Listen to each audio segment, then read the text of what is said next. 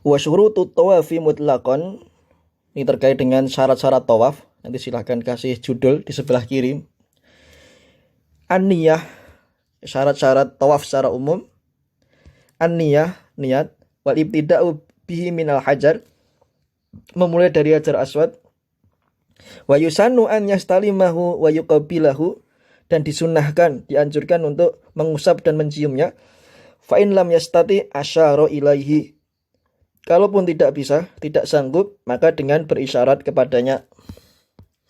Wa yaqulu inda dzalik bismillah, Allahu akbar, Allahumma imanan bik wa tasdiqan bi kitabik wa wafa'an bi ahdik wa ittiba'an li sunnati nabiyyik Muhammadin sallallahu alaihi wasallam.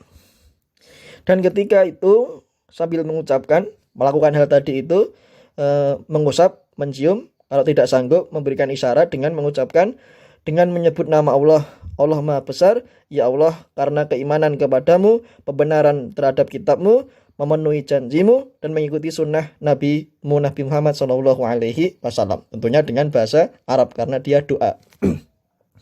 Wa an yaj'ala al-baita an yasarihi, menjadikan Ka'bah di sebelah kirinya.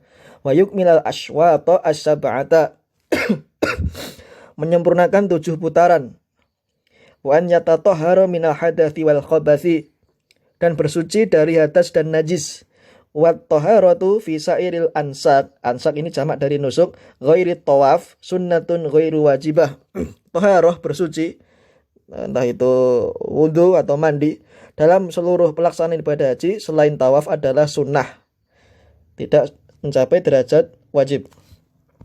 Waqad warada fil hadits at-tawafu bil baiti salatun illa annallaha abaha fihi al-kalam.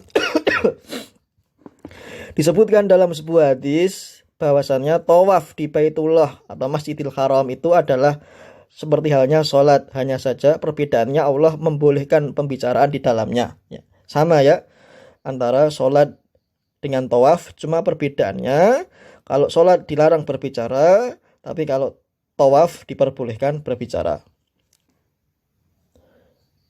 Dan ada tahiyahnya masing-masing. Namanya tawaf kudum, tawaf ifadah, dan yang lain. Dan kalau berhadas, itu diulang lagi atau batal, sebagaimana yang ada di sholat. Wa sunnah, dan disunahkan, dianjurkan, an yatabi'a fi tawafil kudum afwan bi an yaj'ala wasata ridaihi tahta atikihi al-ayman wa tarafahu ala atikihi al-aysar, untuk melakukan ittiba ketika tawaf kudum. Apa itu ittiba? Dengan menjadikan bagian tengah ridha, kain bagian atas ya, kain ihram, di bawah pundak kanannya dan ujungnya di atas pundak kirinya. Ya, tentunya di sini insyaallah nanti kalau ada waktu ya, kita sudah diperbolehkan masuk. Sebetulnya memang lebih baik dengan memberikan semacam gambaran ya di papan tulis ya, tapi karena kita kondisi seperti ini ya, kita seadanya dulu. Insyaallah nanti dimudahkan ya.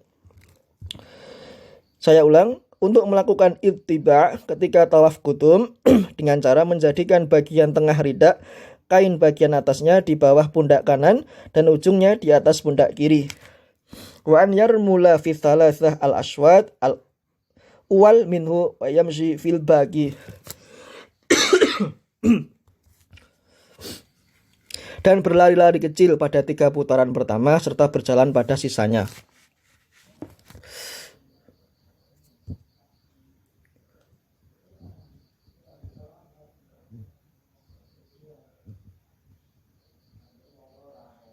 Wa kullu tawafin siwa hadza la yusannu fihi ramalun wala ibtiba.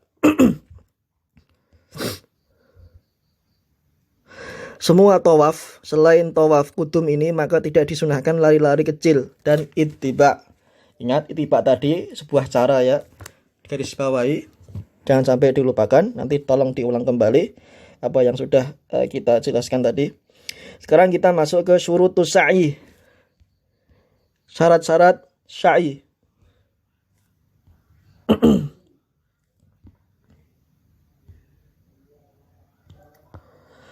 Yang pertama niyah, yang kedua takmilus sab'ah, menyempurnakan 7 kali. Wal ibtida min Sofa, memulai dari Bukit Sofa. Wal masyru' an yukthirul insanu fi tawafihi wa sa'yihi wa jami'i manasikihi min dzikrillahi wa du'aihi. Wal masyru', dan disyariatkan agar seseorang dalam tawaf, sa'i, dan seluruh manasiknya untuk memperbanyak berzikir kepada Allah dan berdoa kepadanya. Liqaulihi sallallahu alaihi wasallam, innama ju'ila tawafu bil baiti wa bis safa wal marwati wa ramyul jimari liiqamati dzikrillah.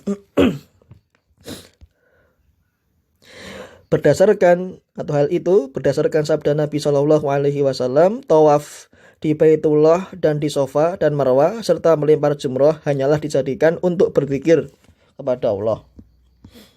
Kemudian kita ada semacam dalil ya, hadis terkait dengan buruan atau hewan yang diperbolehkan untuk dibunuh di tanah haram. Wa an Abi Hurairah radhiyallahu anhu qala lamma fataqallahu ala rasulihi Makkah qama fin nas fahamidallah wa asna alaihi thumma qala inna allaha habasa an Makkah al-fil wa sallatu alaiha rasulahu wal mu'minin wa innaha lam tahilla li akhatin kana qabli wa innama ukhillat li sa'atan min nahar wa innama lan tahilla li akhatin ba'di fala yunaffaru saituha wala yukhtala syauquha wala takhilu saqitatuha illa libunshid wa man qutila lahu qatilun fa huwa bi khairin nadharain. Faqala al-Abbas illa al-idkhir ya Rasulullah fa innahu naj'aluhu fi kuburina wa buyutina. Faqal illa al-idkhir, muttafaqun alaih. Intinya dari Abu Hurairah, dia berkata, tatkala Allah membuka kota Makkah untuk Rasulnya, maka beliau berdiri di tengah-tengah manusia, para sahabat, dengan memuji Allah dan menyanjungnya, kemudian bersabda, sungguh Allah telah menahan tentara gajah dari Makkah dan dia telah menjadikan Rasulnya dan kaum mukminin untuk berkuasa atasnya. Dan kota Makkah itu tidak dihalalkan untuk seseorang pun sebelumku, Rasulullah. Dan itu pun dihalalkan bagiku hanya sesaat di siang hari, sehingga kota Makkah tidak halal bagi seorang pun setelahku. Maka tidak diperbolehkan memburu binatang buruannya, tidak diperbolehkan mencabut duri yang ada padanya atau mencabut batang pohon. Tidak boleh juga mengambil barang orang lain yang jatuh kecuali bagi orang yang akan mengumumkannya. Dan barang siapa yang terbunuh salah satu anggota keluarganya, maka dia diberi dua pilihan, qisas atau membayar diat. Kalau qisas dibunuh dibalas dengan dibunuh, kalau diat membayar denda, entah itu uang atau entah itu dendanya berupa hewan. Al-Abbas berkata, kecuali tumbuhan idkhir wahai Rasulullah, karena kami menggunakannya untuk di kuburan dan di rumah-rumah kami. Maka beliau sallallahu alaihi wasallam bersabda, kecuali pohon idkhir, muttafaqun alaih. Wa qala al-Madinatu haramun ma baina 'airin ila thaurin, rawahu Muslim. Dan beliau bersabda, kota Madinah itu adalah haram dari mulai airin, mulai gunung, ila thaurin, sampai gunung Thaur. Hadis riwayat Muslim. Wa qala khamsun minad dawab kulluhunna fasiq yuqtalna fil hilli wal haram al-ghurab wal khida'ah wal aqrab wal fa'rah wal qalbul aqur, muttafaqun alaih.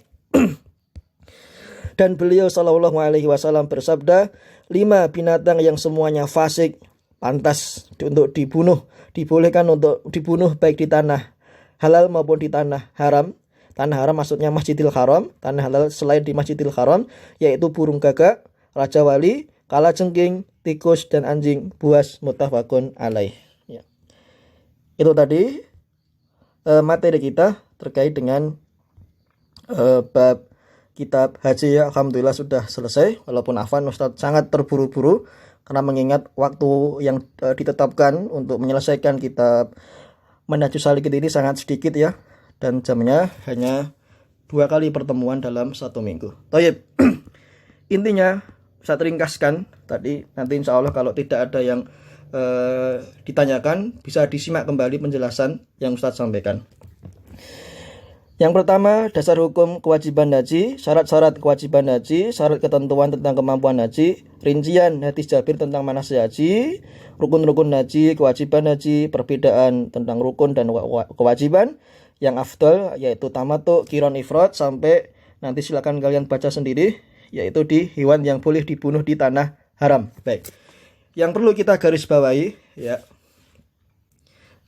nanti tolong dipahami dengan baik ya, terkait tadi yang namanya rukun haji dan kewajiban haji. Apa itu rukun haji? Nanti silahkan kalian tulis. Rukun haji yaitu serangkaian kegiatan atau pelaksanaan ibadah yang harus dilakukan dalam manasik haji. Jika tidak dikerjakan, hajinya tidak sah. Ada 4 kegiatan atau 4 ibadah, yaitu ihram, wukuf, tawaf, dan sa'i. Kemudian apa itu yang dimaksud dengan wajibatul hajj, wajib haji? Yaitu serangkaian kegiatan yang harus dilakukan dalam manasik haji sebagai pelengkap rukun haji. Jika salah satu dari kewajiban haji tadi ditinggalkan, maka hajinya tetap sah, namun wajib membayar dam atau denda. Tadi ada 6, silahkan nanti dilihat kembali. Kemudian terkait dengan al-ansak ya, tata cara ibadah haji, yaitu tamattu, kemudian ifrad, kemudian al-qiran. Tamattu itu maknanya secara mudah niat ihram dengan umroh pada bulan-bulan haji, lalu menyelesaikan umrohnya, kemudian berihram untuk niat haji ya. Tapi ada konsekuensinya, wajib membayar dam ya, dengan syarat dia itu bukan penduduk Makkah atau penduduk Masjidil Haram. Yang kedua, definisi ifrad secara singkat, niat ihram untuk haji secara tersendiri. Niat ihram hanya untuk haji, umrohnya tidak. Yang ketiga, qiron, haji qiron, yaitu niat ihram di keduanya. Niat ihram ya niat ihram untuk haji dan untuk umroh digabung, namanya qiron. Niat ihram dengan umroh lalu masukkan haji ke dalamnya sebelum memulai serangkaian ibadah tawaf ya. Mananya kurang lebih seperti itu. Tadi ini kesimpulan ya, sudah Ustadz sampaikan tadi sebagaimana kita membaca teksnya. Thayyib. Selesai alhamdulillah materi kita terkait kitab haji dan afan. Saat agak gangguan tenggorokan dan mungkin flu, kemudian terlalu cepat, nanti silahkan kalian pahami. Kalau ada pertanyaan, ada unek-unek, ada yang perlu disampaikan, silahkan tulis di komentar. Dan jangan lupa ya untuk di like video Ustadz sehingga Ustadz bisa memberikan yang terbaik untuk kalian agar bisa kita belajar bersama ya, tidak hanya untuk kepentingan Ustadz saja. Baik, naktafi bihadzal liqa, aqulu qouli hadza, barakallahu fikum, wassalamualaikum warahmatullahi wabarakatuh.